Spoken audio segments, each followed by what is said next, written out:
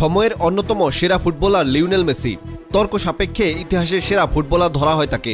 8 বারে ব্যালন ডি'র জয়ী এই ফুটবলারও সতীর্থদের থেকে ফুটবলের কৌশল শেখেন। বিশেষ করে পেনাল্টি কিকে উন্নতি করতে নেইমার জুনিয়রের থেকে পরামর্শ নিয়েছিলেন মেসি। বার্সেলোনা ও পিএসজিতে একসঙ্গে খেলেছেন নেইমার ও মেসি।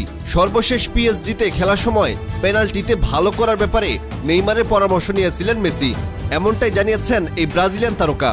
মেসি ও নেইমার প্রথমে একসাথে খেলেন বার্সেলোনায়। ওই সময়ে ব্রাজিলিয়ান তারকা পেনাল্টি নেওয়ায় ছিলেন বেশ দক্ষ, সেই তুলনায় মেসি ছিলেন কিছুটা পিছিয়ে। তবে গত কয়েক বছরে স্পট কিকে অভূতপূর্ব উন্নতি করেছেন আর্জেন্টিনার বিশ্বকাপ জয়ী অধিনায়ক। নেইমার বলেন, আমি মেসিকে ভালো পেনাল্টি নিতে সহায়তা করেছি। একদিন আমরা অনুশীলনে ছিলাম, তিনি আমাকে জিজ্ঞেস করলেন,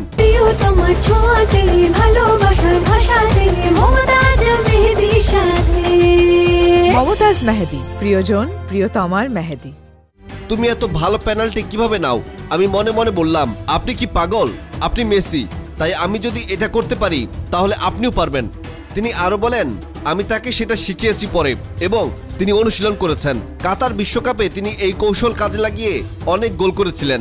মাত্র একবারই তিনি শট নেওয়ার সময় গোলরক্ষকের দিকে তাকাতে পারেননি, আর সেটাই তিনি মিস করেছেন। বার্সায় যোগ দেওয়ার সময় রিয়াল মাদ্রিদ থেকেও অফার পেয়েছিলেন নেইমার। এ প্রসঙ্গে তিনি বলেন, রিয়াল মাদ্রিদের অফারটি একটি ব্ল্যাঙ্ক চেক ছিল। তারা আমাকে বলেছিল যে আমি যা চাই তাই নিতে পারি, তবে আমি হৃদয় দিয়ে শুধু বার্সাকেই চেয়েছিলাম। খেলা ডেস্ক, অপরাজয়া।